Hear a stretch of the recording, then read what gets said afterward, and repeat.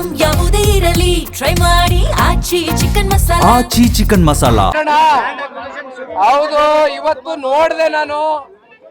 ಪಾಪ ನಮ್ಮ ಬಿಡದಿ ಭಾಗದಲ್ಲಿ GBIT greater Bengaluru integrated township project ಮಾಡಕ್ ಹೊರಟಿದಾರಲ್ಲ, ಇಷ್ಟೆಲ್ಲ ಮೊನ್ನೆ ಕುಮಾರಣ್ಣ ಅವರು ಕೂತ್ಕೊಂಡು ಪ್ರೆಸ್ ಅಡ್ರೆಸ್ ಮಾಡಿ, ದೇವೇಗೌಡರು ಸಾಹೇಬರು ಪ್ರೆಸ್ ಅಡ್ರೆಸ್ ಮಾಡಿದ್ಮೇಲೆ ಒಳಗಡೆ ಈಗ ತಳಮಳ ಶುರುವಾಗಿ ಇವತ್ತು ಒಂದು 30 ಜನವೋ 40 ಜನವೋ ರೈತ ಮುಖಂಡರು ಅಂತ ಕರೆಸಿದ್ರಲ್ಲ ಸರ್.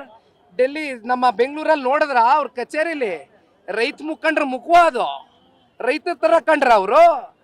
ಯಾವ ರಿಯಲ್ ಎಸ್ಟೇಟ್ ದಂಧೆಕೋರರು ದಲ್ಲಾಳಿಗಳನ್ನ ಯಾವನಾದ್ರೂ ಹೋಗ್ಲಿ ಹಸಿರು ಶಾಲ್ ಧರಿಸಿದ್ರೇನ್ರಿ?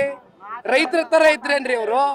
ಕಾಂಗ್ರೆಸ್ನ ಮುಖಂಡರನ್ನೇ ಕೂರಿಸ್ಕೊಂಡು ಯಾವ ದಲ್ಲಾಳಿಗಳು, ಕಮಿಷನ್ ಏಜೆಂಟ್ಗಳು, ರಿಯಲ್ ಎಸ್ಟೇಟ್ ಬ್ರೋಕರ್ಗಳನ್ನ ಕರೆದು ಕಾಟಾಚಾರಕ್ಕೆ ಅವ್ರ ಅಭಿಪ್ರಾಯ ಸಂಗ್ರಹಣೆ ಮಾಡ್ತೀವಿ ಅಂತ ಸಭೆ ಕರೆದು ಏನ್ ಮಾಡಕ್ ಹೊರಟಿದ್ದಾರೆ ಶಿವಕುಮಾರ್ ಅವರು?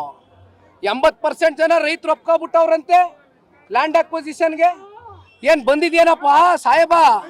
ಮೈಕೈ ಒದರ್ಕೊಂಡು ಕೆಳಗಡೆ ಇಳಿದ್ಬಾ. ಸಣ್ಣ ರೈತರ ಕತೆ ಏನಾಗಿದೆ? 10 ಗುಂಟೆ 15 ಗುಂಟೆ 20 ಗುಂಟೆ ಜಮೀನನ್ನ ಇಟ್ಕೊಂಡು ಹೈನುಗಾರಿಕೆ ಮಾಡ್ಕೊಂಡು ಕೊನೆಗೆ ಗೌರವಿತವಾಗಾದ್ರೂ ಹಸುನೋ ಕುರಿನೋ ಮೇಕೆನೋ ಸಾಕೊಂಡು ಜನ ಅಲ್ಲಿರ್ತಕ್ಕಂಥ ಸಣ್ಣ ರೈತರು ಬದುಕ್ತಾವ್ರೆ. ಅವ್ರ ಹೊಟ್ಟೆಗೆ ಕನ್ನ ಹಾಕೋದು ಬೇಡ.